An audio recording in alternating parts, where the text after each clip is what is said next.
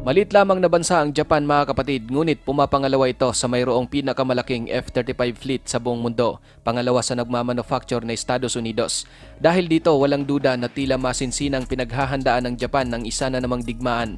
Naunawaan naman natin yon dahil ang bansang ito ay napapalibutan ng China na nagbabanta ng mga armas nuklear, North Korea na madalas sinusubukan ang kanilang intercontinental ballistic missile na dumadaan sa airspace ng Japan, at ang Russia na nagdudulot ng pangamba sa buong mundo. Ang Japan ay napapalibutan ng mga malalakas na kaaway, kung kaya tulad ng halos lahat ng mga mauunlad na bansa, kailangan talaga nilang magpalakas ng militar, kaya nag-invest talaga sila ng husto sa F-35 na nagresulta ng kanilang pagkakaroon ng napakaraming bilang nito. Sa kabuuan, ang Global F-35 program ay inaasahang nagkakahalaga ng umaabot sa $412 billion. 3,000 na piraso sa mga fighter na ito ang ibinibenta sa buong mundo, kabilang na rito ang mga nag-ooperate sa US Air Force. Hanggang sa ngayon, ang Lockheed Martin, ang pinakamalaking defense company sa buong mundo na siyang manufacturing contractor ng F-35, ay nakabenta na ng mahigit 900 na pirasong F-35 sa siyam na mga bansa.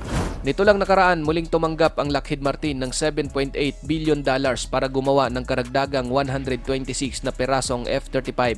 Ang mga fighter na ito ay mapupunta sa UK, Poland, Belgium, Denmark at Japan. Ngunit sa lahat ng mga bansang ito na mayroong F-35, ang Japan ang pinakamarami. Mayroon silang kabuuang bilang na umaabot ng 147 fighters. 105 sa mga ito ay ang F-35A models na gagamitin para sa Air Force, at 42 naman ang mga F-35B models na may kakayahang mag-short takeoff at vertical landing para sa Marines. Noong 2020, inaprubahan ng US ang pagbebenta ng F-35 sa Japan. Nagkakahalaga ito ng $23 billion para sa 105 na mga fighter, kung saan ang mga aircraft na ito ang magiging kapalit sa halos kalahati ng mga tumatanda ng F-15 fleet ng Japan. Maliban sa F-35, pinakamalaking customer din ng Amerika ang Japan ng mga F-15 Eagle. Ngayon mga kapatid, ang mga biniling F-35B ng mga Hapon ay itatalaga sa kanilang JS Izumo at JS Kaga na parehong 27-ton helicopter destroyers na in-upgrade para maging aircraft carriers. Bagaman ang carrier na ito ng Japan ay limitado lamang ang mga eroplanong lumalapag dahil sa kakulangan nito ng rampa upang makapag-take off, lance catapult at arresting gears. Ngunit hindi ito naging problema dahil ang F-35B ng mga Hapon ay may kakayahang mag-short takeoff at vertical landing.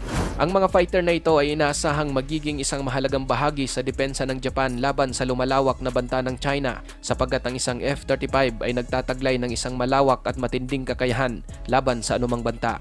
F-35 capabilities. Ang F-35 Lightning II ay isang American family ng single-seat, single-engine, all-weather stealth, multi-role combat aircraft na may kakayahang air superiority, strike missions, electronic warfare at intelligence, surveillance and reconnaissance.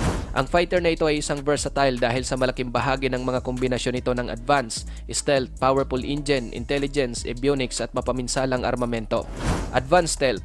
Maliban sa F-22 Raptor, ang F-35 ay ang pangalawang 5th generation fighter ng United States, at tulad ng bawat 5th generation fighter, ang F-35 ay malaki ang pagdepende sa kanyang stealth capabilities. Ang F-35 ay dinisenyo na mayroong matinding stealth capability. Talagang inalign ang bawat gilid nito, pinaikli ang mga skin panel at siniguro na ang makina ay matatakpan ng isang madaling i-maintain na fiber matte skin para sa mababang observability.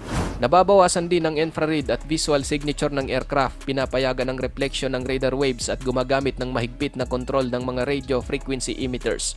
Lahat ng ito ay ginagampanan ang kanilang tungkulin upang maiwasang ma-detect ang aircraft at mabigyan ng isang napakaliit na radar cross-section na mas mababa kaysa sa isang metal na bola ng golf. Dahil dito, nagkakaroon ng kakayahan ng F-35 na atakihin ang mga target nang hindi napapansin ng mga advanced anti-aircraft missile defense system tulad ng S-300 at S-400. Mas matindi ang kakayahan ng isang F-35 kung ikukumpara sa ibang stealth na mga aircraft, at habang ang F-22 Raptor ay tinataglay ang mas maayos na radar cross-section kaysa dito, ngunit ang stealth capability naman ng aircraft na ito ay mas mabuti sa ilalim ng ilang mga kondisyon. Powerful engines. Ang F-35 ay pinapagana ng isang Pratt & Whitney F135 low bypass augmented turbofan engine na nagbibigay ng 43,000 pound force ng thrust na may mga afterburner na nagtutulak sa jet upang makamit ang pinakamataas na bilis na umaabot ng Mach 1.6. Bagaman mas mabilis dito ang isang Russian 5th generation na Su-57 fighter na mayroong Mach 2, hindi naman ito problema dahil mas advanced at mas matindi pa rin ang stealth na kakayahan ng F-35. Ang makina ng F-35 ay nagiging stealth dahil sa feature nitong low observable afterburn. Ang makina ng F-35 ay espesyal kung ikukumpara sa mga makina ng parehong F-35A ng Air Force at F-35C ng Navy. Ang F-135 PW600 engine nito ay sumusuporta sa tinatawag na short takeoff and vertical landing ng aircraft sa pamamagitan ng pag-incorporate ng shaft drive-in lift fan o SDLF. Ang SDLF na ito ay dinisenyo ni Lockheed Martin at binuo ng Rolls-Royce bilang isang pangunahing teknolohiya para sa F-35. Intelligence Avionics. Nagagawa ng F-35 na makaramdam o makakuha ng data ng napakabilis sa pamamagitan ng isang hanay ng mga sensitive sensor, kabilang ang tinatawag na AN/APG-81 Active Electronically Scanned Array Radar, ang AN/ASQ-239 Barracuda Electronic Warfare System, ang AN/AAQ-37 Distributed Aperture System, ang AN/AAQ-40 Electro-Optical Targeting System at ang AN/ASQ-242 Communications, Navigation at Identification Suite.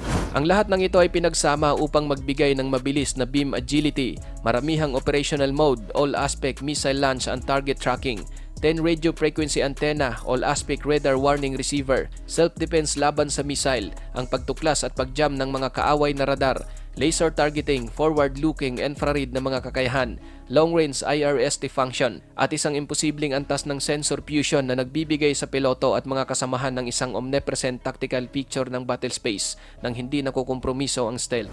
Lethal armament. Ang F-35 ay armado ng isang 180-round 25mm GAU-22A 4-barrel rotary cannon.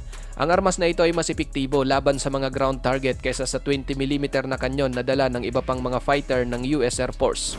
Pagdating sa mga explosive, ang F-35 ay gumagamit ng pinakamalaking hanay ng mga long-range, medium-range at short-range missile kasama ang mga bomba na talagang dudurugin ang kahit anong mga target. Upang dalhin ang mga pampasabog na ito at mapanatili pa rin ang stealth ng aircraft, ang F-35 ay may dalawang internal weapons bay na mayroong 4 na weapon station na maaring magdala ng 5,700 pounds ng mga armas sa kabuuan.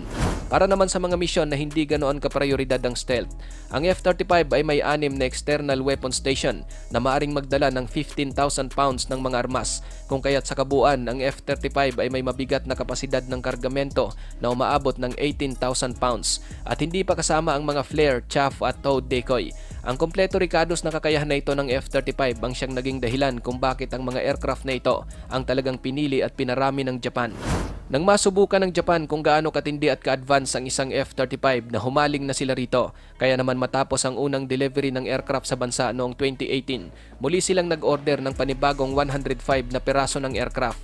Noong panahon din na iyon, unang nagplano ang Japan na i-convert ang kanilang $2.1 billion na mga destroyer na Izumo at Kaga sa mga aircraft carrier para sa tanging layunin ng pag-host ng F-35B fighters. Pagkatapos ng conversion, ang bawat aircraft carrier ay magdadala ng hindi bababa sa 12 F-35B, 7 anti-submarine helicopter, 2 search and rescue helicopter at iba't ibang mga aircraft.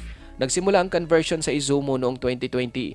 Kasama sa mga inisyal na pagbabago nito ay ang pagpapalakas sa heat resistance ng deck at pag-install ng power supply equipment para paganahin ang departure at arrival ng F-35B. Ang pangalawa namang pagsasaayos ay upang baguhin ang hugis ng bow sa isang quadrangle para sa ligtas na operasyon ng F-35B at ang pagpapanatili ng mga interior compartment ay nakatakdang isakatuparan simula sa katapusan ng 2024. Ang Japan ay gumagawa din ng higit pa kaysa sa pagbili lamang ng F-35. Nagiging mini manufacturer din sila ng mga fighter jet.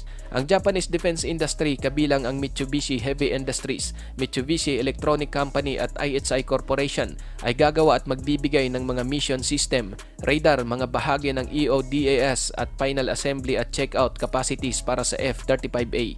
Ang F-35B ay nananatiling gagawin sa US.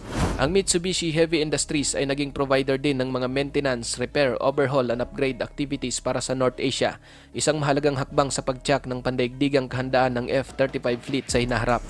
Ang F-35 Lightning II na isang stealth, agile, intelligence, armado ng matitinding armas at 5th generation fighter ay talaga namang hinahangaan sa buong mundo lalo na ng Japanese Air Force. Kaya naman walang duda na ang mga fighter na ito ay magiging mahalagang bahagi sa pagtugon ng Japan sa mga banta. Ikaw kapatid, ano ang masasabi mo sa pagbili ng Japan ng napakaraming F-35? Para sa iyong opinion, i-comment mo na yan sa ating comment section sa ibaba. At kung nagustuhan mo naman ang video ito, paiwan naman ako ng like at pasubscribe na rin sa ating munting channel. Maraming salamat sa panonood hanggang sa susunod na naman nating upload. Peace out!